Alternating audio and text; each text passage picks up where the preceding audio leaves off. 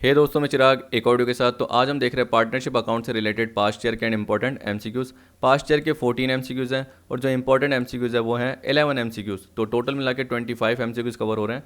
अगर आपने पिछले 16-17 अटैम्प्ट देखे होंगे यानी पास्ट ईयर से रिलेटेड जो पेपर देखे होंगे, उसमें आपको 14 से 15 एमसीक्यूज दिखेंगे, उससे ज़्यादा दिखेंगे इन्हीं पार्टनरशिप के।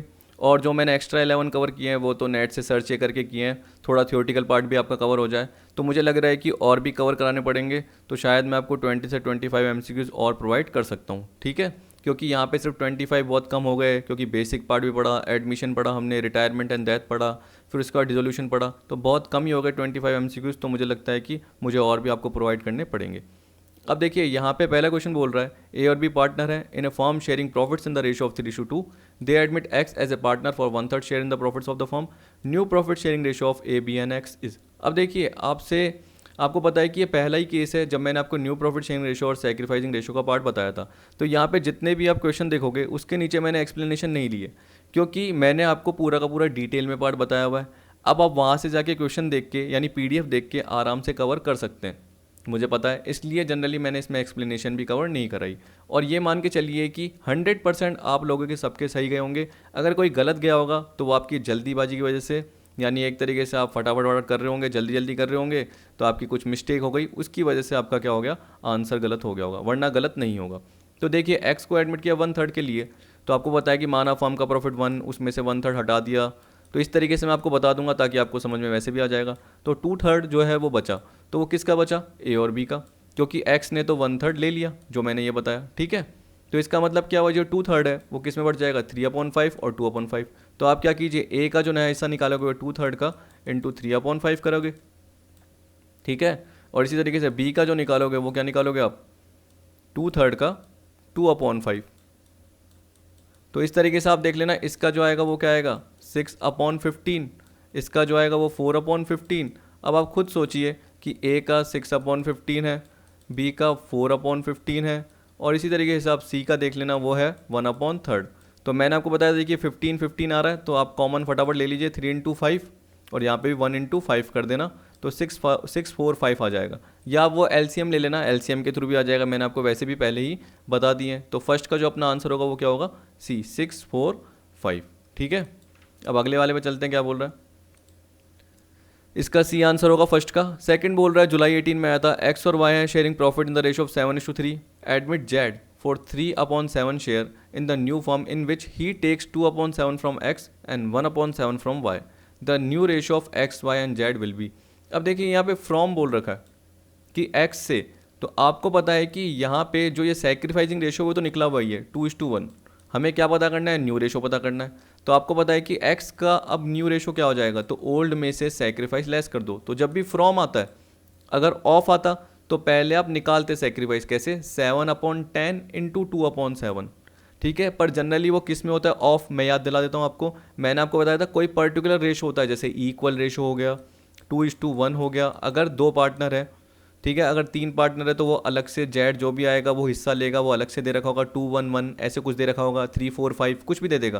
तो जैसे 2:1, तो आपको पता है कि मैंने बताया था 2/3 और 1/3 करके देख लेना, और प्लस करके देख लेना, वो 1 ही आएगा। इसका मतलब आपको इंटू करना पड़ेगा सैक्रिफाइस निकालने के लिए। यहाँ पे क्यों नहीं करना पड़ रहा, क्योंकि यहाँ पे आप 2/7 प्लस 1/7 करके देखना, तो वो जेड का हिस्सा ही आएगा।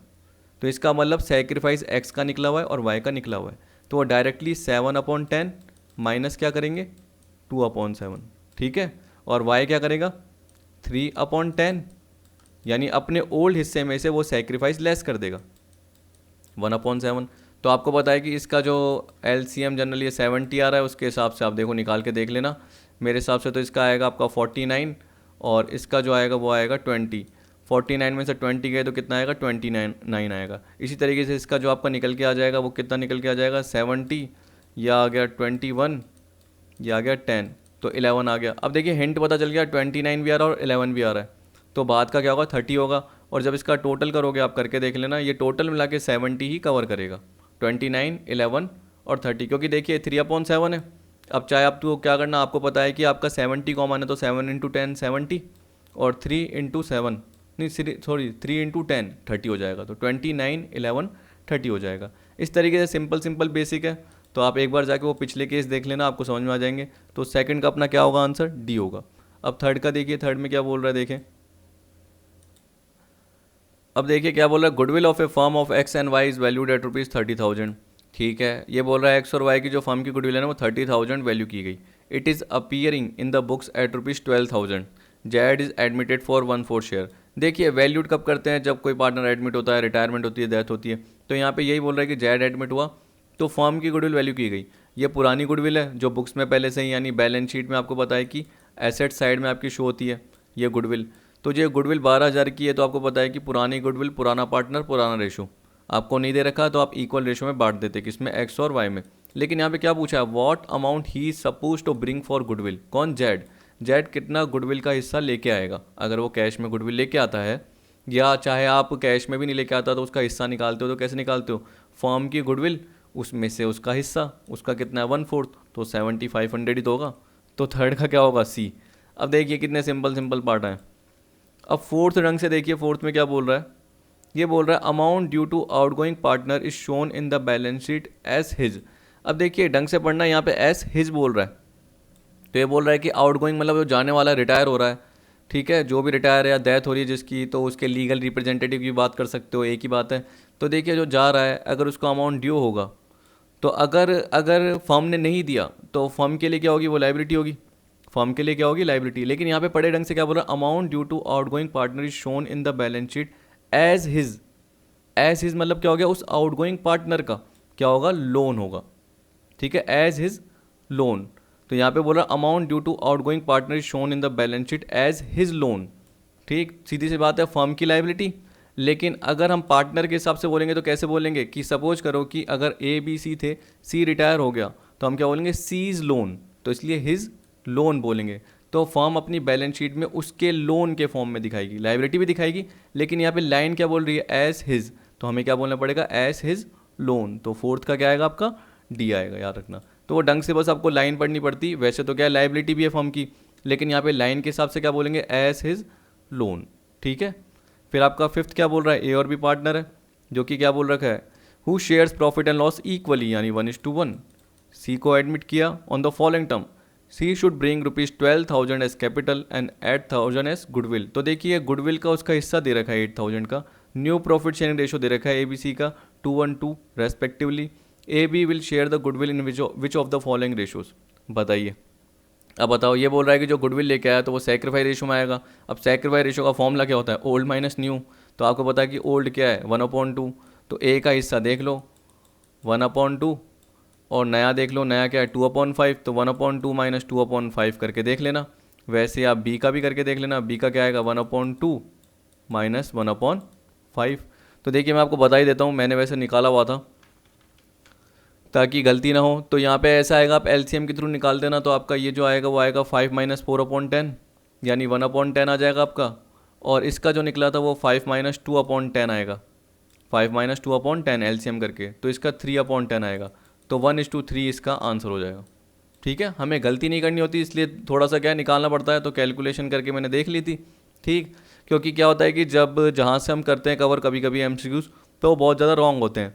जैसे अगर मैं 3-4 रेफरेंस बुक से भी देख लेता हूँ, या ऑफिशियल आंसर की कभी कभी देख लेता हूँ, क्योंकि ऑफिशियल आंसर की में जोर इसलिए आता है क्योंकि उसकी सारी पीडीएफ डाउनलोड करो, फिर उसको मैच करो, तो इसलिए उसमें टाइम लगता है। पर कभी कभी क्या होता है कि खुद ही हमको पता चल जाता है कि ये गलत है।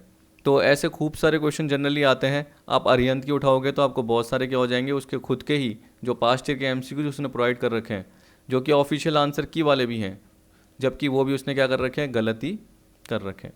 तो फिफ्थ का आपका जो आएगा वो आएगा डी, 1:3। अगला देखिए क्या बोलता है सिक्स्थ में। अब देखिए सिक्स्थ में बोल रहा है X Y and Z partner है in firm sharing profit and losses equally. They decide to share profit in the ratio of 2:1, 2:1:2।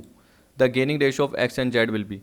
अब देखिए एक्स वाई जेड है, आपको बोल रहा है पहले क्या था, इनका रेशो इक्वली था। अब उन्होंने डिसाइड किया कि 2:2, तो वही change in profit sharing ratio की बात कर रहा है। तो बोल रहा है गेनिंग रेशो निकालो एक्स एंड जेड का, सिर्फ किसका निकालो, एक्स एंड जेड का। ठीक है, तो उसका निकाल लेंगे बस, और क्या। उस केस में क्या करना है आपको, गेनिंग रेशो निकालना है, तो न्यू माइनस ओल्ड कर दीजिए। तो आपको पता है कि न्यू कितना है 2/5 एक्स का, और जेड का भी कितना है, जेड का भी देख लो 2/5 ही दिख रहा है, और माइनस सबका इक्वल ही है। ठीक, पुराना वाला तो 1/3, और -1/3। तो सोचने की ज़रूरत नहीं है एक्स और जेड का, क्योंकि सबका ही इक्वल है। तो इस हिसाब से करके देख लीजिए, आपका ये आएगा 15, फिर देखिए ये आ गया 6। तो नॉर्मल कैलकुलेशन है, 6 में से 5 गए तो ये 1/15 आएगा।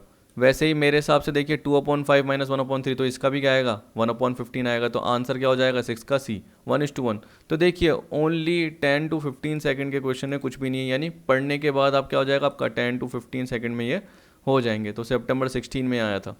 आपको सितंबर 16 के ज़्यादा क्वेश्चन देखने को नहीं मिलेंगे कहीं पे भी, क्योंकि मेरे हिसाब से बीच में क्या है, एक और बार एग्ज़ाम हुआ था, तो इसलिए सितंबर 16 के आपको रेफरेंस बुक इसमें नहीं देखने को मिलते हैं। जुलाई के मिलते हैं, फिर आपको सीधा मेरे हिसाब से दिसंबर या जनवरी ऐसे कुछ जनरली मिल जाते हैं, लेकिन सितंबर के आपको देखने को नहीं मिलते हैं। फिर भी मैं कवर कर लेता हूँ इसमें। तो देखिए 6 में आपका सी आ गया 1:1। 7th का आप देखेंगे तो 7th का ये बोल रहा है ABC पार्टनर है 432, they agreed to take D into partnership and gave him 1/8 share. What will be their new profit sharing ratio? अगर पुराना रेशो ही आपको बोले तो वही सेक्रीफाइस रेशो का, लेकिन यहाँ पे न्यू प्रॉफिट शेयरिंग रेशो बोल रखा है, तो वही 1 में से 1/8 गया तो कितना बचा 7/8। 7/8 इंटू क्या करोगे, अगर ए का हिस्सा निकालोगे 4/9।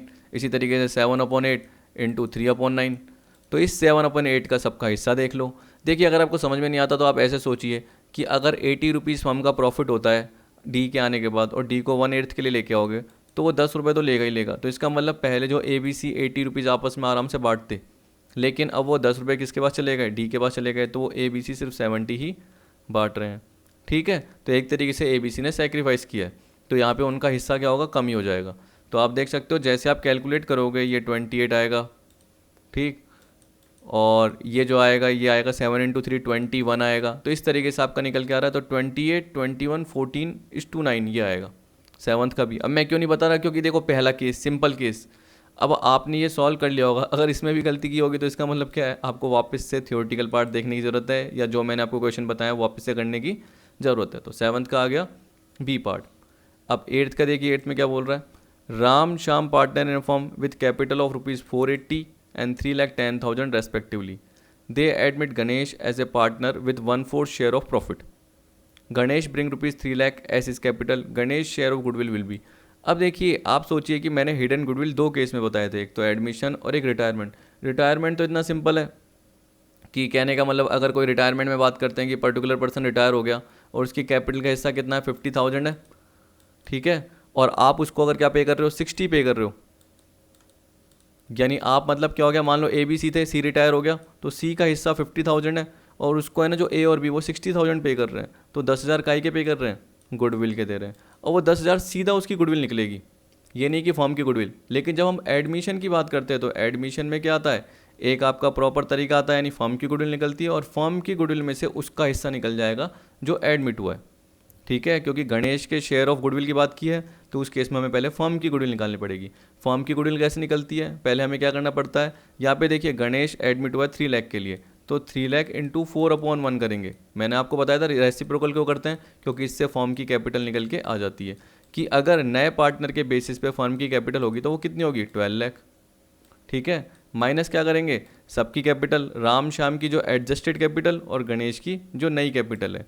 राम श्याम की एडजस्टेड कैपिटल का मतलब क्या होता है, जितने भी रिजर्व्स रेवोल्यूशन का पार्ट हो गया, जितने भी पीएनएल साइड के गुडविल पुरानी हो गई, पीएनएल का डेबिट बैलेंस हो गया, डेफर्ड रेवेन्यू हो गया, वो बटने के बाद जो टू बैलेंस आता है वो आ गया। तो 480 प्लस 310 कितने होते हैं, देखिए 790, 790 प्लस 3 लाख कितने होते हैं 1090। अब देखिए कितनी जल्दी कैलकुलेट हो रहा है, ये मैंने कैलकुलेट किया ही नहीं है फिर भी आपके सामने करके बता रहा हूँ।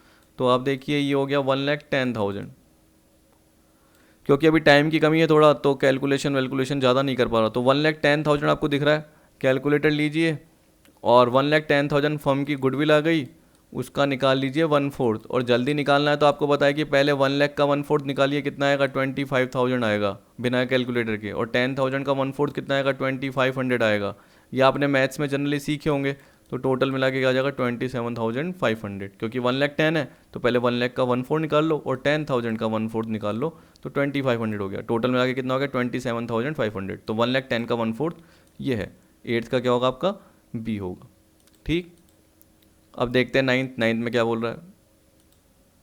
अब देखिए इसमें क्या बोल रहा है, retiring partner continues to be liable for obligations incurred after retirement, कि अगर वो रिटायरिंग पार्टनर रिटायर हो जाता है उसके बाद भी जो फर्म की ऑब्लिगेशन आती है उसके लिए वो लायबल होता है किस केस में, तो देखो जनरली तो वो होता ही नहीं है रिटायर होने के बाद, पर उसको नोटिस देना ज़रूरी है, पब्लिक नोटिस देना ज़रूरी है। अगर उसने पब्लिक नोटिस नहीं दिया तो सामने वाले को कैसे पता चलेगा? मान के चलो जो सप्लायर है जिसने फर्म को माल दिया, ठीक है, तो उसको कैसे पता चलेगा कि ये पर्टिकुलर पर्सन रिटायर हो गया?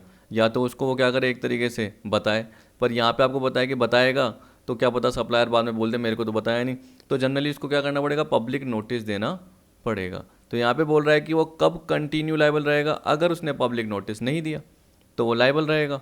इसका मतलब जो भी फर्म की ऑब्लिगेशन बनेगी उसके बाद उसके लिए भी वो लायबल रहेगा, तो इसलिए पब्लिक नोटिस देना जरूरी है। यहाँ पे बोल रहा है कब कंटिन्यू टू बी लायबल है, आप क्या बताओगे, जब पब्लिक नोटिस नहीं दिया हो, ठीक है। ए में क्या बोल रहा है, if unpaid amount is transfer to is loan account, वो तो वैसे भी करते हैं। आपको पता है कि अगर वो रिटायर हो जाता है और फर्म उसको अमाउंट नहीं दे पाई, उसका जो भी ड्यू अमाउंट है वो किस में डाल दिया जाता है, उसके लोन अकाउंट में ट्रांसफ़र कर दिया जाता है, ठीक है। तो इसका मतलब थोड़ी कि उसका लोन अकाउंट क्रिएट कर दिया तो उसकी लायबिलिटी बनी रहेगी रिटायरमेंट के बाद, ऐसा तो कभी हमने सुना ही नहीं है। बल्कि अगर उसको अमाउंट जो नहीं दे रहे हैं, अगर उसको अमाउंट नहीं दे रहे हैं और बिजनेस चालू रख रहे हैं, जनरली हमने ये पढ़ा था कि उसको अमाउंट नहीं दे रहे हैं और बिजनेस चालू रख रहे हैं, तो उस केस में हमें क्या करना पड़ेगा, इंटरेस्ट देना पड़ेगा, वो 6% के हिसाब से या कैपिटल रेशो के हिसाब से जो भी प्रॉफिटेबल पार्ट निकला है वो उसको देना पड़ेगा, दोनों में से जो ज़्यादा हो, ठीक है। लोन अकाउंट के साथ, लोन अकाउंट का जो अमाउंट है उसके साथ, मैंने आपको ये बताया था, शायद सेक्शन 37 कुछ ऐसे था। अब देखिए यहाँ पे अपना बी आएगा answer, if he does not give public notice, अगर वो पब्लिक नोटिस नहीं देता तो वो लायबल है। If he start a similar business, by retire हो गया उसके बाद तो कोई सा भी बिजनेस करे, चाहे कोई सा भी करे, चाहे सेम बिजनेस करे, in all the situation till he survives, ऐसा तो कभी आएगा ही नहीं, तो इसका मतलब नाइन्थ का क्या आएगा आपका, बी आएगा। 10 देखिए क्या बोल रहा है, XYZ है, sharing profit in the ratio of 653, ए को एडमिट किया into partnership for 1/8 share, sacrifice ratio of XYZ। देखिए यानी यहाँ पे बोल दिया कि ये दिसंबर 14 में आया था, ए को एडमिट किया पार्टनरशिप में 1/8 शेयर के लिए, सेक्रीफाइस रेशो क्या होगा XYZ का 653, पुराना रेशो ही क्या हो जाता है, सेक्रीफाइस हो जाता है। तो यहाँ पे ये आपका आंसर आ जाएगा 10th का बी। बताइए अब ये भी गलत कर सकते हो क्या, नहीं। अब 11th, A partner in a firm is drawing ₹500 regularly on 16th of every month. अब देखिए अगर मैंने आपको बोला कि आप हर मंथ के मिडिल में 16th ऑफ एवरी मंथ मतलब मिडिल में 500 निकाल रहे हो, तो आपको मैंने बताया था बिगिनिंग के लिए क्या होता है, अगर पूरा ईयरली निकाल रहे हो तो 6.5, मिडिल में निकाल रहे हो तो 6 और एंड में निकाल रहे हो तो क्या आएगा आपका 5.5 आएगा। इसके लिए मैंने आपको फॉर्मूला भी बताया था n+1/2। अगर आप मंथली निकाल रहे हो, क्वार्टरली नहीं निकाल रहे, अगर क्वार्टरली निकाल रहे हो तो n+3 भी बताया था, या ये भी बताया था कि पहली ड्राइंग निकालने के बाद क्या पीरियड बचा है और लास्ट ड्राइंग निकालने के बाद क्या पीरियड बचा है, ठीक है। तो आपको पता है कि पहली ड्राइंग निकालने के बाद क्या पीरियड बचेगा, तो जैसे इस केस में हमें पता है कि अगर मैंने जनवरी की 16th को निकाला और 31 दिसंबर को अकाउंट क्लोज हो रहा है तो 11.5, और अगर मैंने जो लास्ट ड्राइंग करी वो कब करूँगा, दिसंबर के मिडिल में, तो इसका मतलब कितने बचेंगे, 15 दिन बचेंगे, मतलब 0.5 बोल सकते हैं ना, क्या बोल सकते हैं 0.5, तो 11.5 + 0.5/2 तो क्या आएगा 6 मंथ ही आएगा। तो मेरा एवरेज पीरियड क्या होगा, कह रहा है ही विल हैव टू पे interest at the given rate in a year on ₹6,000। 6,000 क्यों, क्योंकि देखिए अब खुद सोचिए, बोल रहा है 6,000, तो इसका मतलब क्या हो गया 500 × 12, 500 × 12, तब जाके 6,000 निकले हैं, मतलब पूरे साल ही निकाले हैं, ना कि हम बोल सकते हैं कि सिर्फ 9 महीने निकाले, सिर्फ 6 महीने निकाले, ऐसा कोई केस नहीं है। यहाँ पे बोल रहा है पूरे 12 महीने के लिए निकाले, तो ये बोल रहा है for the total period of, उस केस में क्या निकलेगा, 6 महीने का पार्ट निकलेगा आपका एवरेज पीरियड। तो 11th का जो आपका आंसर होगा वो होगा बी। देखिए अब डिटेल पार्ट तो आपको वहीं देखना पड़ेगा, यहाँ तो मैं क्या शॉर्ट में बता सकता हूँ। इसी तरीके से अगर मैंने आपको बोला था कि आप n+6 भी कर सकते हो, लेकिन मैंने कहा कि वो जनरली मुझे सही नहीं लगता, और सबसे बढ़िया क्या आपका CBSE वाला जो तरीका है वो बताया था कि फर्स्ट ड्राइंग के बाद कितना पीरियड बचा है और लास्ट ड्राइंग के बाद कितना पीरियड बचा है, डिवाइड बाई 2, तो एवरेज पीरियड निकल के आ जाता है, वो भी सबसे बढ़िया है, वो तो किसी भी केस में आप निकाल सकते हो। अब देखिए यहाँ पर आपको क्या बोल रहा है, 12 में ए और बी पार्टनर है, sharing profit in the ratio of 3:2, their book showed goodwill at ₹3,000. She is admitted with 1/4 share of profit and bring ₹10,000 as his capital, but he is not able to bring in cash for his share of goodwill ₹3,000. How will you treat this? अब देखिए आपने किसी ने ये समझा होगा कि मैं आपको बताया था ऑफिशियल आंसर की के हिसाब से इसमें बोनस मार्क मिले थे, कोई भी ऑप्शन सही नहीं था। आप में से कईयों ने ये वाला लगाया है, सीज अकाउंट इज डेबिटेड। मैं मानता हूँ कि अगर सी एडमिट होता है और गुडविल कैश में नहीं लेके आता, कह रहे हैं ना, but he is not able, मतलब not able to bring in cash for his share of goodwill, तो ये बोल रहा है कि हिज शेयर ऑफ गुडविल ₹3,000, ठीक। तो तो मेरे हिसाब से जब है ना ये चारों के चारों ऑप्शन इन्होंने गलत क्यों माने होंगे, क्योंकि ये फर्म की गुडविल मानी है। किसकी मानी है? फर्म की। और फर्म की गुडविल में से उसका हिस्सा निकल के आता है, वो निकल के आता है 1/4। तो इसलिए इन्होंने क्या करा, बोनस मार्क दे दिए थे। ठीक है, क्योंकि है ना कईयों को ये लग रहा होगा कि ये 3000 किसकी है, सी से रिलेटेड, यानी सी का शेयर है, लेकिन ये 3000 फर्म की गुडविल यहाँ ली गई है। क्योंकि देखिए यहाँ पे बोनस मार्क मिला था, उसके हिसाब से मैं बता रहा हूँ आपको कि इसने क्या माना यहाँ पे, यानी जो भी ये एग्जामिनर है अगर उसने बोनस मार्क दिए तो क्यों, क्योंकि यानी चारों ऑप्शन गलत क्यों माने, क्योंकि यहाँ पे 3000 नहीं, अगर यहाँ पे 750 होता 3000 का 1/4 तो हम बोल सकते थे कि सी का अकाउंट डेबिट होता है। क्योंकि आपको पता है कि जो नया पर्टिकुलर पार्टनर आता है वो क्या करता है, गुडविल अगर कैश में लेके आता है तो कैश टू गुडविल या बैंक टू गुडविल, यानी टू प्रीमियम फॉर गुडविल, फिर premium for goodwill account debit to A और बी। तो जो सेक्रीफाइस करने वाले होते हैं उन्हें मिलता है। तो यहाँ पे ए और बी का हिस्सा क्रेडिट किया जाता, लेकिन सी के अकाउंट को डेबिट किया जाता, कितने से, गुडविल में उसके हिस्से से। तो यहाँ पे इसको फर्म की गुडविल माना, इसलिए ये ऑप्शन भी गलत माना गया और बोनस मार्क दे दिए गए। ठीक, आप बोलोगे sir goodwill is raised bye 12,000, तो इसका कोई लेना देना ही नहीं है। हाँ, लोगों ने ये सोचा होगा कि देखो कैसे रेज होगी, कि यहाँ पे उसका हिस्सा 3000 मान लिया, 3000 का इंटू 4/1 तो 12,000। ऐसे क्या होता है, गलत होता है, याद रखना। जब भी गुडविल कैश में नहीं लेके आता तो हम गुडविल रेज नहीं करते हैं, हम नॉर्मल क्या करते हैं, आपको मैंने बताया था new partners current account debit to sacrificing partners capital. New partners current की जगह कैपिटल भी आ सकता है, तो वो तो देखिए ऑप्शन पे डिपेंड करेगा। पर जनरली मैं क्या लेता हूँ, सीबीएसई या हमारे बोर्ड के हिसाब से, या आपने भी जब भी पढ़ा, तो मैं करंट अकाउंट ही लेता हूँ। तो हम क्या बोलेंगे, सी के करंट अकाउंट को डेबिट करेंगे 750 रुपीज़ से। तो यहाँ थोड़ा सा टिपिकल था, तो आप इसको बेयर कर लेना, क्योंकि देखिए इसमें बोनस मार्क था, मैं कुछ कर ही नहीं सकता।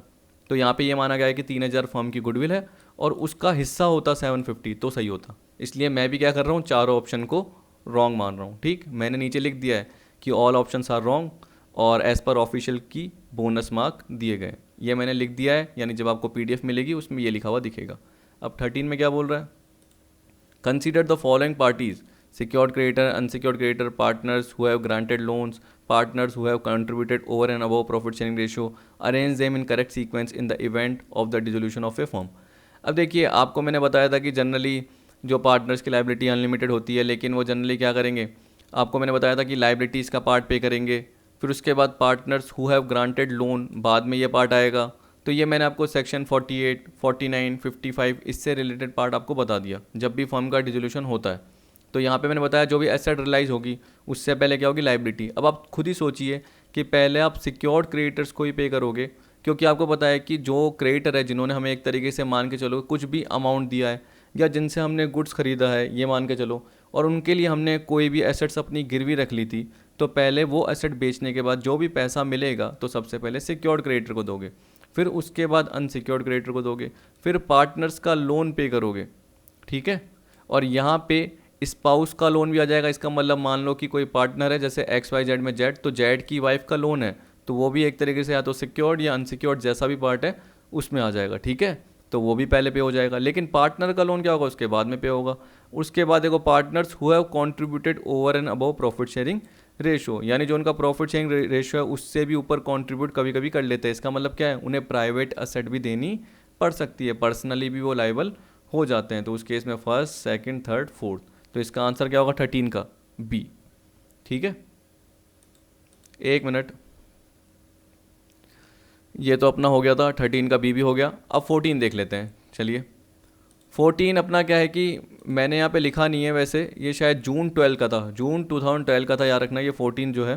तो इसमें बोल रहा है एक्स और Y partner in a form sharing profit in the ratio of 2:1, Z is admitted with a 1/3 profit sharing, what will be the new profit sharing ratio of X, Y and Z. ठीक, तो अब देखिए आपको ये बोल रहा है कि 2:1 है, जेड को एडमिट किया, what will be the new profit sharing ratio, पहला केस। अब देखो कितनी बार पहला केस आया है, अब इसमें क्या करना है, वही 1 में से 1/3 हटाना है और इज इक्वल टू 2/3 कर देंगे। तो आपको पता है कि 2/3 है और यहाँ पे भी 2/3 और 1/3 है, तो एक्स का हिस्सा क्या आ जाएगा 2/3 इंटू 2/3, तो ये आ गया 4/9। वाई का हिस्सा देख लो क्या आ जाएगा 2/3 का 1/3, तो कितना आ जाएगा 2/9। और जेड का देख लिया कितना है 1/3 है, तो आपको पता है कि 4/9, 2/9 और 1/3, तो देखिए 9 है, तो यहाँ पे इंटू 3 हो जाएगा, नहीं तो आप एलसीएम ले लेना, तो 4:3 रेशो हो जाएगा, 4:3। तो 14th का जो आंसर होगा वो होगा सी। तो ये हो गए अपने पास्ट ईयर के कवर। अब आ जाए इंपॉर्टेंट, इससे अच्छा तो इंपॉर्टेंट है थोड़े से जो मैंने कवर किए हैं, क्योंकि थियोरटिकल पार्ट कवर होगा तब जाके आपकी ज़्यादा प्रैक्टिस हो पाएगी। क्योंकि आजकल देखिए रेशो के पार्ट आपको कम देखने को मिलते हैं, आ गए तो अच्छी बात है, लेकिन ज़्यादातर इसमें कैसे दिखते हैं आपको, थियोरटिकल बहुत ज़्यादा कवर होते हैं। तो देखिए बोल रहा है एक्स और वाई पार्टनर है sharing profit and losses in the ratio of 7:5। They agree to admit Z into partnership who is to get 1/6 share in the profit. He acquires this share as 1/24 from X and 1/8 from Y. Calculate new profit sharing ratio। ठीक, अभी हमने ऊपर जो है ना second question किया था past year के एमसीक्यू से रिलेटेड, वो यही था जहाँ पे फ्रॉम बोल रखा था। तो आपको क्या करना है 1/24 फ्रॉम एक्स बोल रखा है, तो आपको क्या करना है एक्स का जो पुराना हिस्सा है उसमें से ये लेस कर देना। अब आप बोलोगे सर आपको कैसे पता चला कि ये डायरेक्ट ही लेस करना है, क्योंकि आप खुद दिमाग लगाइए, मैंने क्या बताया था, ये 1/6 अगर दे देता है तो आपका एक तरीके से वेरीफाई कैसे हो जाता है 1/24 + 1/8, यही बोला बताया था मैंने। अगर आपने सेकंड क्वेश्चन देखा होगा ऊपर पास्ट ईयर में, तो उसमें क्या था 2/7 और प्लस 1/7 ऐसा था। तो ये 3/7 किसका हिस्सा था, उस सी का, या जो भी पर्टिकुलर पार्टनर एडमिट हुआ है उसका हिस्सा था। तो वैसे ही यहाँ पे जो एडमिट हुआ है उसका हिस्सा कितना है 1/6। जैसे आप ये एलसीएम लोगे ना 24 आ जाएगा, 24:1 तो ये आएगा 1, ये हो गया 3, तो 4/24 हो गया ये। तो आप देख सकते हैं ये आ गया 1/6 और 1/6 देखो ये निकल के आ गया। तो इसका मतलब क्या हुआ कि ये डायरेक्टली सेक्रीफाइस कितना कर रहे हैं वो दे रखा है, क्योंकि फ्रॉम भी दे रखा है, वैसे भी पता चल गया। अगर ये सारा मिला के 1 बन जाता, जो कि पॉसिबल नहीं है, क्योंकि नीचे देखते ही पता चल गया कि टोटलिंग में या ज़्यादा आएगा या ऊपर कम आएगा, यानी कहने का मतलब इसका हिस्सा निकल के ही आएगा ये वाला। तो अगर आपका टोटल मिला के ये जो पार्ट है 24/24 आता, तो इसका मतलब क्या है कि जो भी पर्टिकुलर प्रोपोर्शन आपको दे रखा है उससे पहले इनटू करना पड़ेगा। क्या करना पड़ेगा इनटू, क्योंकि आप क्या कर रहे हो इनटू करके ये निकाल रहे हो कि पर्टिकुलर पार्टनर ने कितना सेक्रीफाइस किया है, उस स्पेसिफिक पार्टनर ने कितना सेक्रीफाइस किया है। यहाँ पे डायरेक्ट सेक्रीफाइस दे रखा है, तो आपको बस क्या करना है जो भी पुराना शेयर दे रखा है उसमें से जैसे ही सेक्रीफाइस लेस करोगे तो क्या निकल के आएगा, न्यू निकल के आएगा। ठीक है, जैसे ही न्यू निकल के आ गया एक्स और वाई का, और जेड का आपको दे रखा है, इस तरीके से आपका आंसर आ जाएगा। आई होप आपने कर लिया होगा। तो 1 का जो आपका आंसर आएगा वो आएगा ए, 13, 7 और 4, क्योंकि मैं आपको बोर्ड नहीं करना चाहता, सेम टू सेम है, इसलिए मैं बस आपको हल्का हल्का पार्ट बता रहा हूँ। विच of the following statement is not correct. अब बताओ, ये भी मैंने आंसर देखे, यानी आपने जो ग्रुप में प्रोवाइड किए, तो मैं थोड़ा सा देख लेता हूँ बीच में। तो मैंने 1-2 के आंसर देखे, तो उन्होंने क्या बोल दिया, यानी किसी ने तो छोड़ ही दिया खाली, अरे तुम्हें ये पता ही नहीं है कि विच of the following statement is not correct बोल रहा है। तो सबसे पहला ही देखो क्या है, realisation account is a real account. आप बताओ ये करंट अकाउंट, ये करेक्ट है क्या? ये तो आपको पता है ना, रियलाइजेशन अकाउंट क्या होता है, एक नॉमिनल अकाउंट होता है। अगर आप खुद सोचिए, रिवैल्यूएशन और रियलाइजेशन अकाउंट दोनों ही क्या होते हैं, नॉमिनल अकाउंट होते हैं। तो हम क्या बोलेंगे, सेकंड का जो पार्ट आएगा वो क्या आएगा, ए आएगा, क्योंकि बोल रहा है following statement is not correct. कौन सा करेक्ट नहीं है, तो ये करेक्ट नहीं है, यानी बाकी सारे करेक्ट होंगे। अब देख लो ये क्या बोल रहा है, partnership firm is not dissolve on the death of partner. अगर ए बी सी ए सी की डेथ हो गई तो ए और बी बिजनेस कंटिन्यू रख सकते हैं। ठीक है, तो हो भी सकती है, नहीं भी हो सकती। अगर वो कंटिन्यू नहीं करते तो इसका मतलब डिजॉल्व हो गई। अगर वो कंटिन्यू करते हैं बिजनेस को, तो हम क्या बोलेंगे, पार्टनरशिप फॉर्म डिजॉल्व नहीं हुई। तो इसलिए यही बोलेंगे, ए partnership form is not dissolve on the death of partner, जिसमें मैंने आपको बताया था डिजोल्यूशन ऑफ फर्म और डिजोल्यूशन ऑफ पार्टनरशिप। फर्म के केस में अपन ने बहुत सारे केसेस पढ़े थे, 4 पर्टिकुलर केस पढ़े थे, कि एग्रीमेंट के बेसिस पे आ गया, नोटिस के बेसिस पे आ गया, कोर्ट के ऑर्डर पे आ गया, और सर्टेन इवेंट या सर्टेन कंटिजेंसी के होने पर आ गया। इस तरीके से आपको ध्यान देने चाहिए। On dissolution of partnership the share of outgoing partner is determined and firm is not closed. ठीक, अब आप देखिए कि जैसे ही पार्टनरशिप डिसॉल्व होती है, फर्म की बात नहीं कर रहा, तो आउटगोइंग पार्टनर का जो भी हिस्सा होता है, जैसे गुडविल में हिस्सा क्या होगा उसे मिलेगा, उसका कितना अमाउंट उसको पे करना है टू बैंक जनरली, तो वो पता चल जाएगा। और बाकी क्या करेंगे, टू बैलेंस मेंटेन करेंगे। वो टू बैंक नहीं करेंगे, वो तो बैलेंस शीट भी बनाएंगे, क्योंकि वो आगे बिजनेस मेंटेन करके रखना चाहते हैं, तो वो फर्म क्लोज करेंगे ही नहीं। फिर आपको बोल दिया before Garner versus Murray decision no distinction was made between trading and capital loss. बिल्कुल सही है, सोचिए कैसे। देखिए, कभी फर्म का डिसोल्यूशन बार बार थोड़ी होता है, कि आपको पता है एक बार ही होगा, और वह एक तरीके से क्या होगा, एबनॉर्मली कोई तरीका होगा। एबनॉर्मल का मतलब क्या होगा, देखो जो लॉस होगा वो एबनॉर्मली होगा, नॉर्मल थोड़ी होगा, क्योंकि आपको पता है कि फर्म डिसोल्यूशन की बात कर रहा है, और फर्म तो डिसॉल्व हो गई, तो ये थोड़ी वापस से मिलेगी, या वापस से एक तरीके से अराइज हो जाएगी, पैदा हो जाएगी। उसके लिए तो आपको नया एग्रीमेंट ही बनाना पड़ेगा। तो फर्म तो डिसॉल्व हो ही गई है, तो ये बोल रहा है कि जब भी फर्म डिजोल्व हो गई तो उस केस में क्या होता है, जो भी लॉस होता है वो एबनॉर्मल लॉस। तो गार्नर वर्सेस मेरे में क्या बोला कि हम नॉर्मल लॉस की नहीं बात कर रहे हैं, फर्म के डिसोल्यूशन की बात कर रहे हैं। तो उससे पहले जो पार्ट था तब तो प्रॉफिट शेयरिंग रेशो में ही बढ़ता था, कैपिटल रेशो में नहीं बढ़ता था। लेकिन जैसे ही गार्नर वर्सेस मरे डिसीजन आया तो उसके बाद क्या हुआ, जो भी पार्टनर का ड्यू अमाउंट है, जो भी पार्टनर का ड्यू अमाउंट है, कौन सा, जो इंसॉल्वेंट हुआ है, आपने देखा होगा तो आपको पता है कि जो इंसॉल्वेंट पार्टनर का ड्यू अमाउंट है वो सॉल्वेंट पार्टनर अपने कैपिटल रेशो में बियर करेंगे, ये आपको पता है। ठीक है, फिक्स और फ्लक्चुएटिंग कैपिटल के केस में मैंने आपको बताया। तो उस केस में मैंने बताया था कि जो नॉर्मल और एबनॉर्मल लॉस है वो अलग कर दिया, यानी ट्रेडिंग का लॉस और कैपिटल का लॉस, मतलब जो नॉर्मल लॉस है और जो कैपिटल का लॉस है वो अलग कर दिया। कैसे, जैसे ही ये डिसीजन आया, लेकिन उससे पहले कोई फ़र्क नहीं था। उससे पहले सारा का सारा पार्ट प्रॉफिट शेयरिंग रेशियो में बढ़ता था। लेकिन उसके बाद क्या हुआ, जो भी एबनॉर्मल लॉस का पार्ट है, मतलब जो भी इंसॉल्वेंट पार्टनर है, उसका जो भी ड्यू अमाउंट है वो सॉल्वेंट पार्टनर बियर करेंगे, किस रेशो में, कैपिटल रेशो में बियर करेंगे। तो तब क्या हो गया, पार्ट अलग अलग हो गया कि नॉर्मल लॉस अलग और एबनॉर्मल लॉस अलग, मतलब ट्रेडिंग का पार्ट अलग और कैपिटल लॉस का पार्ट अलग। तो हम बोल सकते हैं सही है, ए गलत है। ठीक, इसलिए हमने आंसर किस पे लगाया, कौन सा करेक्ट नहीं है, ए। सेकंड का क्या होगा, ए। याद रखना, रियलाइजेशन अकाउंट नॉमिनल अकाउंट होता है, रिवैल्यूएशन भी क्या होता है, नॉमिनल होता है। Change in the constitution of the firm may be due to admission, retirement, death, ये मैंने जनरली आपको बताया था। और इसके अलावा ये भी बोल सकते हो change in profit sharing ratio. इसी तरीके से अमालगमेशन भी बोल सकते हो कि जैसे ए और बी हैं, ठीक है, और एक दूसरी फर्म है उसमें सी और डी पार्टनर है, अगर ये आपस में मिल गई दोनों तो क्या बन जाएंगे, ए बी सी डी, तो ये पार्टनर बन जाएंगे। तो एक तरीके से हम बोलेंगे कि change in the constitution of firm, जब पार्टनर के बीच में एग्रीमेंट चेंज हो रहा है। तो यहाँ पे थर्ड पे क्या आएगा आपका, फर्स्ट सेकंड थर्ड, यानी थर्ड का आपका आएगा डी, थर्ड का आएगा आपका डी। तो फर्स्ट का आपका था ए, सेकंड का था आपका ए, थर्ड का है आपका डी। अब फोर्थ देखिए क्या बोल रहा है, asset and liability are revalued at the time of admission of a new partner because. अब देखिए अगर नया पार्टनर एडमिट होता है तो वो रिवोल्यूशन का जो भी प्रॉफिट या लॉस है वो बियर नहीं करता, आपको पता है, क्योंकि आपने देखा होगा जब भी रिवोल्यूशन का प्रॉफिट या लॉस निकल के आता है, जब भी हमने देखी एडमिशन की बात करी, रिटायरमेंट, डेथ की भी बात करी, तो आप जब एडमिशन का भी पॉइंट पढ़ रहे हैं ढंग से सोचिए, तो आप देखिए जब भी एडमिशन होता है किसी नए पार्टनर का, जैसे ए और बी था, सी का एडमिट हो गया, आपको पता है। अब देखिए ए और बी का पहले रेशो 3:2 था, और अब नया रेशो मान के चलो क्या आ गया, 3:, या 1:1:1 इक्वली हो गया, ये मान के चलिए।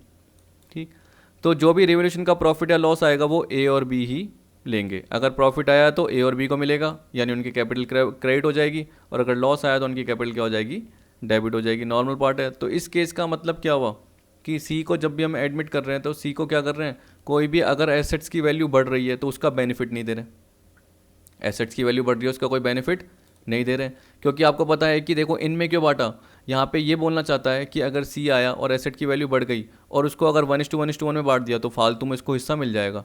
कोई पर्टिकुलर पार्टनर 31 मार्च को मान लो कि एडमिट हुआ और आपने उस वक्त रिवोल्यूशन अकाउंट बनाया, रिवोल्यूशन अकाउंट बनाया, तो ये थोड़ी आपको पता है कि उसने पूरे साल काम ही नहीं करा, वो तो उस दिन आया है। सी तो क्या है 31 मार्च को आया, तो एक दिन में ही उसको सारा एसेट्स का पार्ट मिल जाएगा, या एसेट्स की वैल्यू बढ़ गई तो जो भी फ़ायदा उसको मिल जाएगा, नहीं, ऐसा नहीं हो सकता। उसी तरीके से मान लो कि नए पार्टनर का थोड़ा फ़ायदा भी क्या होता है कि अगर एसेट्स की वैल्यू कम हो गई, अगर उसको हिस्से में बांट देते, यानी 1:1:1 में बांट देते, तो इस केस में क्या होता, लॉस को भी वो बियर कर रहा होता। तो यहाँ पे बोल रहा है new partner should not suffer because of any depreciation in the value of asset. तो आप पहले एसेट का सोचिए कि न तो उसको एप्रिसिएशन मिलेगी, न डेप्रिसिएशन होने पर उसको सफ़र करना पड़ेगा, तो ना उसको बेनिफिट मिलेगा न उसको लॉस होगा। वैसे ही लाइबिलिटी में सोचिए, अगर लाइबिलिटी का पार्ट बढ़ जाता है तो उसको लॉस होता है, ठीक है, और अगर लाइबिलिटी का पार्ट क्या हो जाता है, कम हो जाता है, तो उसको बेनिफिट होता। लेकिन अब उसको होगा ही नहीं, क्यों नहीं होगा, क्योंकि उसको हिस्सा दिया ही नहीं गया। तो अगर उसको हिस्सा देते तो क्या होता, लेकिन यहाँ पे हिस्सा दिया ही नहीं जा रहा, किसको दिया जा रहा है, पुराने पार्टनर्स को दिया जा रहा है। तो सी में क्या बोल रहा है, new partner should not benefit from any diminishing in the liabilities, कि अगर लाइबिलिटी की वैल्यू कम हो जाती और अगर नए रेशो में बांटते तो वो बेनिफिट उठा लेता, क्योंकि जैसे ही वैल्यू कम हो गई लाइबिलिटी की तो आप कहाँ दिखाते हो, आप बाई साइड में दिखाते हो, और बाई साइड का मतलब क्या हुआ, आपका प्रॉफिट ज़्यादा आएगा, प्रॉफिट ज़्यादा आएगा तो सब में बटेगा। तो एक तरीके से क्या होगा, सी का भी फ़ायदा हो जाता, लेकिन अब नहीं हुआ। क्यों नहीं हुआ, क्योंकि पुराने रेशो में बांटा जा रहा है, इसलिए बोल रहा है। तो हम क्या बोलेंगे, ऑल ऑफ द अबव। चाहे ये भी देख लेना, और suffer from any appreciation in liability. वैसे ही लाइबिलिटी अगर बढ़ जाती तो आपको पता है कि टू साइड में आती, तो इससे क्या होता, प्रॉफिट कम होता। अगर ए बी सी में बढ़ता तो सी को भी बियर करना पड़ता, जबकि सी तो नया है तो सी चाहेगा ही नहीं। तो ना सी को बेनिफिट के लिए एक तरीके से देंगे और ना लॉस के लिए देंगे, कि आपको क्या बोलेंगे, ना आप लाइबिलिटी का कोई पार्ट सफ़र करो या एसेट से आपको कोई सफ़र हो, तो इसलिए हम क्या करेंगे, आपको ना देंगे ना आपसे लेंगे। हम किसको करेंगे, हम पुराने पार्टनर्स में ही बांट देंगे। तो तभी क्या होता है, रिवोल्यूशन का प्रॉफिट एंड लॉस पुराने पार्टनर में बांट दिया जाता है। तो फोर्थ का आपका आ गया D, all of the above. ठीक, अब फिफ्थ देखिए क्या बोल रहा है, ये बोल रहा है अकॉर्डिंग टू सेक्शन डैश दे रखा है of the Indian partnership act 1932 dissolution of partnership between all the partners of firm is called dissolution of firm. तो जैसे ही बोल रहा है कि सारे पार्टनर्स के बीच में एग्रीमेंट समाप्त हो जाता है, एंड हो जाता है, तो उसे डिसोल्यूशन ऑफ फर्म बोला जाता है। किस सेक्शन के अकॉर्डिंग, तो मैंने आपको दिया हुआ है, चाहे आप देख लेना, सेक्शन 39। फिफ्थ का क्या आएगा, सी सेक्शन 39। ठीक, अब आपको दे रहेगा सिक्स्थ वाला पार्ट क्या बोलते हैं। देखिए बोला dissolution of partnership takes place in the following cases. थोड़ा ऊपर कर लेता हूँ क्योंकि इसके नीचे ऑप्शन दे रखे हैं। अब ठीक है, ये बोल रहा है on the expiry of the period of partnership if constituted for a fix period.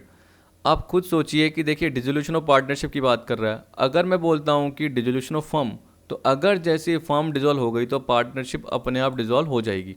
तो अगर फर्म के भी पॉइंट आ रहे हैं ना, डिसोल्यूशन ऑफ फर्म के भी, जो आपने 4 केसेस पढ़े होंगे, तो वो भी एक तरीके से इस पर अप्लाई हो जाएंगे। जैसे मान के चलो मैं बोलता हूँ, देखिए ए बी सी है, आप सोचिए अगर मैंने बोला कि सी रिटायर हो गया, सी की डेथ हो गई, ये मान के चलो, या सी इंसॉल्वेंट हो गया, चलो ये समझते हैं, सी इंसॉल्वेंट हो गया, तो इसको हम क्या बोलेंगे, डिसोल्यूशन ऑफ पार्टनरशिप। ठीक है, क्योंकि आपको पता है कि ए और बी तो बिजनेस चलाएंगे। लेकिन अगर मैंने बोल दिया कि देखो बी और सी इंसॉल्वेंट हो गए, या ए बी सी तीनों के तीनों इंसॉल्वेंट हो गए, तो उसे हम क्या बोलेंगे, डिसोल्यूशन ऑफ फर्म, और साथ में डिसोल्यूशन ऑफ पार्टनरशिप भी बोलेंगे। क्यों, क्योंकि जैसे ही डिसोल्यूशन ऑफ फर्म हुआ तो पार्टनरशिप का भी डिसॉल्व हो चुका है। तो इसका मतलब इसमें सारे केस ही अप्लाई हो जाएंगे। तो इसमें लोग कन्फ्यूज होगा, इसमें आपने क्या दे दिया, गलत।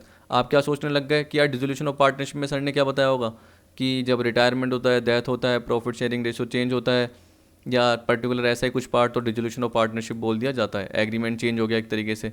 ठीक है, तो वो पार्ट नहीं है, वो तो चलो आता है। लेकिन आपको पता है कि अगर फर्म भी डिसॉल्व हो गई तो भी पार्टनरशिप क्या होगी, डिसॉल्व होगी। तो यहाँ पे देखो बोल रहा है on the expiry of period of partnership if constituted for a fix period, तो टाइम के बेसिस पे आ गया। On completion of a venture if constituted to carry out a venture, इसका मतलब वही मैंने बताया, रोड बनाने का कॉन्ट्रैक्ट आपस में 2 पार्टनर ने ले लिया, 6 महीने में रोड बन गया या पुल बन गया। ठीक है, या कोई भी बिल्डिंग बन गई, उसके बाद क्या कर दिया, दोनों ने क्या कर दिया, अपना अपना रास्ता अलग अलग कर दिया, मतलब पार्टनरशिप ख़त्म कर दी, ये आ गया। तो इसका मतलब क्या हो गया, एक तरीके से वो फॉर्म डिसॉल्व हुई, फॉर्म डिसॉल्व हुई तो पार्टनरशिप भी डिसॉल्व हो गई। तो एक तरीके से फॉर्म के डिसॉल्व के हैं, पर ये पार्टनरशिप भी चलती है इसमें डिसॉल्व, तो ये भी आएगा, ये भी आएगा। पार्टनर की डेथ हो गई तो उसमें तो डिसोल्यूशन ऑफ पार्टनरशिप होता है, जरूरी नहीं है कि फॉर्म का डिसॉल्व हो, क्योंकि हमें बोला dissolution of partnership. On adjudication of a partner as an insolvent, तो ये बोल रहा है कि एक तरीके से पार्टनर क्या है, इंसॉल्वेंट घोषित कर दिया गया हो। अगर पार्टनर को दिवालिया घोषित कर दिया गया तो उस केस में क्या होता है, डिसोल्यूशन ऑफ पार्टनरशिप होता ही है। जरूरी नहीं है फर्म का हो, क्योंकि उस केस में क्या होना चाहिए, या तो सारे पार्टनर का दिवालिया होना चाहिए, या एक को छोड़ के सारे पार्टनर्स इंसॉल्वेंट होने चाहिए। पर हमें किसके लिए बोला, डिसोल्यूशन ऑफ पार्टनरशिप। तो 2 केस आपको फर्म से रिलेटेड लग रहे थे, तो आपको पता है कि फर्म जैसे डिसॉल्व हुई तो पार्टनरशिप भी हो गई। और यहाँ पे तो जनरली आपको देखने से ही पता चल रहा है कि पार्टनरशिप डिसॉल्व हुई है, यानी बिजनेस अभी भी चलता हुआ रह सकता है। तो हम क्या बोलेंगे, 1 2 3 4 सारे ही आएंगे, 6 के क्या आएंगे, सारे ही आएंगे, क्योंकि फर्म डिसॉल्व होने का मतलब क्या है, पार्टनरशिप भी डिसॉल्व हो गई। ठीक, अब 7 देखिए क्या बोल रहा है, which of the following provision held for various asset should be transfer to realisation account upon dissolution of the firm. अब देखिए क्या बोल रहा है कि कौन से, which of the following provision held for various asset should be transfer to realisation account upon dissolution of the firm. ये मैंने बहुत अच्छे ढंग से आपको रियलाइजेशन का सारा पार्ट बताया है, जिसमें मैंने आपको बताया कि जो भी प्रोविजन का पार्ट और जो भी स्पेसिफिक रिजर्व है, जो भी स्पेसिफिक, इसका मतलब क्या बताया था, किसी पर्टिकुलर असेट से रिलेटेड, उसमें 3 आपको याद रखने हैं, इन्वेस्टमेंट फ्लक्चुएशन फंड इन्वेस्टमेंट से रिलेटेड, जेएलपी रिजर्व जेएलपी से रिलेटेड, ठीक है, और एक बताया था मशीनरी रिप्लेसमेंट रिजर्व या प्लांट रिप्लेसमेंट फंड प्लांट से रिलेटेड, वो यहाँ पे नहीं है। लेकिन कंटीजेंसी क्या है, नॉर्मल रिजर्व। नॉर्मल रिजर्व कहाँ जाता है, पार्टनर्स कैपिटल में, वो रियलाइजेशन में नहीं जाता। तो इसका मतलब प्रोविजन तो जाएगा, क्योंकि वो किससे रिलेटेड होता है, प्रोविजन फॉर डिस्काउंट डेटर से। प्रोविजन फॉर डेप्रिसिएशन किससे, फिक्स असेट, तो ये भी स्पेसिफिक किसी पर्टिकुलर असेट से रिलेटेड है, तो ये भी प्रोविजन है। और ये भी जेएलपी रिजर्व प्रोविजन के फॉर्म में, और इन्वेस्टमेंट फ्लक्चुएशन फंड भी प्रोविजन के फॉर्म में, क्योंकि ये भी असेट से लिंक होते हैं। जबकि ये नॉर्मल होता है तो ये तो कैपिटल में जाता है। पीएनएल का डेबिट बैलेंस, डेफर्ड रेवेन्यू, वो भी कैपिटल में जाता है, वो डेबिट होती है उससे कैपिटल, और इनसे क्या होती है, ये रिजर्व पार्टनर में बढ़ जाता है, क्रेडिट होती है। ठीक, तो 1 2 3 और 5, 1 2 3 एंड 5, तो 7th का क्या होगा, डी होगा। जहाँ से मैंने क्वेश्चन लिया था उसमें ऑल ऑफ द अबव कर रखा था, तो मैंने बोला है ही पागल, क्या कर सकते हैं। ढंग से क्या करते हैं, ये ऑप्शन लगाते नहीं है, या जहाँ से इनको डेटा मिलता है कंटेंट, वहाँ से क्या करते हैं, वहाँ से लेके यहाँ पुट कर देते हैं। लेकिन दिमाग भी लगाना आना चाहिए। 8 देखिए, विच of the following statement is not correct. ये बोल रहा है कि कौन सा स्टेटमेंट करेक्ट नहीं है। A minor can only be admitted to the benefit of an existing partnership with the consent of all partners. तो यहाँ पे आपको बोल रहा है, कह रहा है कौन सा करेक्ट नहीं है। तो आप बताओ यहाँ पे आपको 8th में से कौन सा करेक्ट नहीं दिख रहा। ये तो मुझे सही दिख रहा है, क्योंकि आपको पता है कि माइनर को बेनिफिट के लिए यानी प्रॉफिट के पार्ट के लिए फॉर्म में एंटर किया जा सकता है, सारे पार्टनर की कंसेंट से वो एंटर हो जाएगा। ठीक है, उसके बाद जो भी लॉस होंगे वो बियर नहीं करेगा, लॉस के लिए लायबल नहीं होगा, क्योंकि किसके लिए एंटर किया है, बेनिफिट के लिए। तो ए केस देखिए और सी केस देखिए, बिल्कुल सही है। A minor is not liable to share the loss if there is any. तो इसका मतलब वो किसके लिए लायबल होगा, कैपिटल में अपने हिस्से के लिए। बस ये चीज़ याद रखना, कैपिटल में अपने हिस्से के लिए। तो 3 चीज़ याद रखो, बेनिफिट के लिए लाया जाता है न कि लॉस के लिए, कैपिटल में अपने हिस्से के लिए लायबल रहेगा। इसका मतलब वो पर्सनली अपनी एसेट नहीं देगा, यानी वो पर्सनली लायबल नहीं रहेगा। A minor partner is not personally liable for डेप्ट ऑफ द पार्टनरशिप फॉर्म। तो हम क्या बोलेंगे, ये भी ठीक है। तो इसका मतलब क्या है, कौन सा करेक्ट नहीं है, नन ऑफ द अबव। अब देखिए एक वर्ड से आपका फ़र्क पड़ जाता है। अगर ये बोलता है minor partner is personally liable for the debt of partnership form, तो हमें बोलता है कि कौन सा करेक्ट नहीं है, तो मैं क्या बोलता, ये करेक्ट नहीं है। तो इससे फ़र्क पड़ जाता है। तो याद रखना, आपको ढंग से पढ़ना है। इसमें बोल रखा है कौन सा करेक्ट नहीं है। कभी कभी आप क्या पढ़ लेते हो, कौन सा करेक्ट है, और कौन सा करेक्ट है तो आपको क्या लगता है सबसे पहले यही बेनिफिट वाला है। ऐसा नहीं है, ये तीनों ही करेक्ट हैं। तो हम क्या बोलेंगे, कौन सा करेक्ट नहीं है, नन ऑफ द अबव, तीनों ही करेक्ट है। समझ गए। 9 देखिए, in the absence of partnership did the interest on loan is payable eight. आप खुद सोचिए, मैंने इंटरेस्ट ऑन लोन का पार्ट आपको बताया। मैंने आपको बताया कि अगर पर्टिकुलर पार्टनर क्या हो जाता है, रिटायर भी हो जाता है एक तरीके से। ठीक है, आपको मैंने बताया था रिटायर या डेथ हो जाती है जो भी पार्टनर है, तो उसके बाद भी जो इंटरेस्ट ऑन लोन का पार्ट है वो भी 6% दे रखा था, जो सेक्शन 37, ये मैंने आपको बताया लास्ट में बताया था रिटायरमेंट एंड डेथ के। तो वहाँ पे जाके देख लेना, जिसमें मैंने बताया था दोनों में से विच इज़ हायर। चाहे आप लोन भी लेते हो, देखो यानी कहने का मतलब चाहे फर्म लोन भी लेती है पार्टनर से, तो अगर डीड में कुछ नहीं दे रखा तो उस केस में इंटरेस्ट ऑन लोन क्या होता है, ये भी मैंने बताया था, in the absence of partnership did 6%। अब वो क्या है, पर एनम। अब तुमने कईयों ने क्या करा, ये वाला कर लिया होगा, तो आपको बताइए पर मंथ है तो गलत होगा। 5% पर एनम तो होता नहीं है, 6% पर एनम ये भी नहीं होता। अब देखिए 0.5% पर मंथ, तो 0.5 इंटू 12 करोगे, क्योंकि पर एनम की बात कर रहे हैं, तो 6% पर एनम आ जाएगा। तो इसका आंसर क्या होगा, 9th का बी। ठीक है, फिर आपको बोल रहा है calculate the interest on Ram's drawing at 10% if you withdraw ₹24,000 during the year. अगर मैं यहाँ पे पर एनम करता, याद रखना मैंने आपको बताया हुआ है वहाँ पे भी। ठीक है, जब मैंने इंटरेस्ट ऑन ड्राइंग का पार्ट आपको कवर कराया ना, तो एक बार जाके देख लेना ढंग से। तो ये भी मैंने कवर किया हुआ है सारा का सारा। तो अगर 24,000 का 10%, और जब आप क्या बोलते हो कुछ नहीं दे रखा होता तो आप 6/12 करते हो, तो ये गलत हो जाएगा। क्यों गलत हो जाएगा, क्योंकि यहाँ पे पर एनम नहीं दे रखा। तो जहाँ पे सिर्फ 10% दिया हुआ होता है, तो आपको क्या करना पड़ता है, 24,000 का 10% ही लेना पड़ेगा। अगर आपको पर एनम दिया होता तो आप एवरेज पीरियड क्या लेते, आप ये मान के चलते कि आपने हर महीने के मिडिल में निकाला है, इसलिए जनरली हम एवरेज पीरियड क्या लेते हैं, 6 महीने लेते हैं। पर वो कब लेते हैं 6 महीने, जब आपको 10% पर एनम दिया होता। अगर आपको पर एनम नहीं दिया तो उस केस में हम क्या कर रहे हैं, पूरे साल का ले रहे हैं, मतलब 12/12 मानते हैं। 12/12 लिखने की ज़रूरत नहीं होती, इसलिए हम 24,000 का 10% 2400 निकालेंगे। समझ गए। तो यहाँ पे पर एनम होता तो 6 महीने लेते हैं एवरेज, अगर पर एनम नहीं दिया हुआ तो 12/12, इसका मतलब 24,000 का डायरेक्ट 10% 2400 आ जाएगा। 10th का सी। ठीक। 11 देखिए, in which ratio capital deficiency of in insolvent partner is distributed among solvent partner when Garner versus Murray rule applies. इसमें ऑप्शन क्या दे रखे हैं, ऑप्शन है आपका profit and loss ratio, opening capital ratio before charging dissolution profit और loss, equal ratio. देखो court of England के हिसाब से मैंने आपको बताया था गार्नर वर्सेस मरे में जो रेशो था, अगर कोर्ट ऑफ इंग्लैंड ने जो ऑर्डर डिसीजन दिया था 1903 अराउंड इतने ईयर में दिया था, उससे पहले जो था वो प्रॉफिट शेयरिंग रेशो में बढ़ जाता था, जिसमें मैंने आपको बोला नॉर्मल लॉस यानी जो ट्रेडिंग का लॉस और जो एब नॉर्मल कैपिटल लॉस में कोई फ़र्क नहीं होता था। लेकिन उसके बाद क्या हो गया, फ़र्क आने लग गया, यानी जो एब नॉर्मल लॉस है उसको जनरली किस में बांटा गया, कैपिटल रेशो में बांटा गया। अब एब नॉर्मल लॉस का मतलब क्या हुआ कि देखिए कैपिटल लॉस क्यों हुआ, कैपिटल लॉस का मतलब हो गया कि अगर ए बी और सी है और हमें पता है कि हम फर्म डिज़ोल्व कर रहे हैं, तो उस केस में क्या पता कि 2 बैंक होता, और अगर सारे के सारे सॉल्वेंट होते, और अगर 2 बैंक नहीं होता, कहने का मतलब कैपिटल का इनका डेबिट ज़्यादा रहा है, क्रेडिट कम आ रहा है, तो बाय बैंक हो जाता, मतलब उनसे बोल दिया जाता भाई अपनी पर्सनल असेट दे दो। ठीक है, अब सी क्या बोल दिया कि भाई मेरे पास तो पैसे ही नहीं है।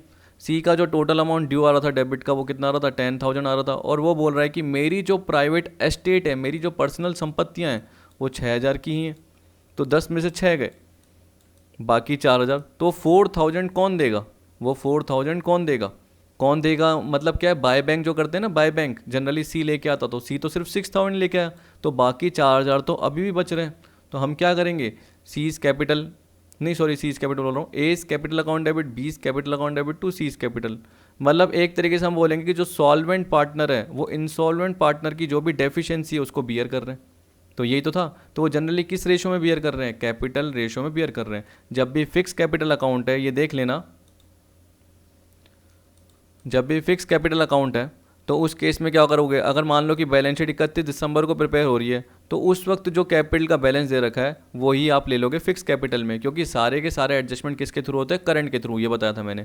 और जहाँ फ्लक्चुएटिंग है वहाँ पे सारे एडजस्टमेंट फ्लक्चुएटिंग कैपिटल मतलब पार्टनर्स कैपिटल में ही होते हैं। तो उस केस में क्या बोल दिया, then adjustment in capitals will be made for the amount of undistributed profit and loss. तो मैंने आपको एक एग्जांपल कराया था जिसमें मैंने आपको रिजर्व का एडजस्टमेंट बताया था और पीएनएल का बताया था। इन the balance sheet just before dissolution, ठीक है, इन the balance sheet just before dissolution. तो ये बोल रहा है कि जो भी डिजोल्यूशन का प्रॉफिट या लॉस आता है उससे पहले, डिजोल्यूशन का जो भी प्रॉफिट या लॉस आता है उससे पहले का एडजस्टमेंट बस क्या करना है, कोई भी आपको रिजर्व दे रखे हो, कोई भी आपको पीएनएल का बैलेंस दे रखा है, क्रेडिट का दे रखा है तो जुड़ जाएगा, और अगर डेबिट का दे रखा है तो वो लेस हो जाएगा। उसके बाद जो कैपिटल का एडजस्टमेंट आएगा यानी कैपिटल का अमाउंट आएगा उसे हम बोलेंगे कैपिटल का रेशो। दस the ratio of adjusted capital will be material for this purpose. ठीक है, तो इस केस में आपको क्या दे रखा है, पढ़ के देख लेना कि गार्नर वर्सेस मरे रूल जैसे ही लगा, तो इस केस में क्या बोल रहा है, सॉल्वेंट पार्टनर जो भी होते हैं वो डिस्ट्रीब्यूट करेंगे किसके, इंसॉल्वेंट पार्टनर की डेफिशिएंसी को, किस रेशो में, कैपिटल रेशो में, बिफोर चार्जिंग डिसोल्यूशन प्रॉफिट और लॉस, ना कि ओपनिंग कैपिटल रेशो में। किसमें, capital ratio before charging dissolution profit और लॉस। तो इसका जो आंसर होगा 11th का वो सी होगा। ठीक, तो आई होप आपको सारा पार्ट पता चल गया होगा, सिंपल बेसिक वाले तो आपको आ ही गए। अब देखता हूँ कि अगर मुझे और क्वेश्चन पर्टिकुलर मिलते हैं अच्छे अच्छे, तो मैं क्या करूँगा 20 से 25 MCQs और कवर कर लेंगे, जिससे हमारी क्या हो जाएगी और प्रैक्टिस बनी रहे। ठीक, तो वीडियो देखने के लिए थैंक यू।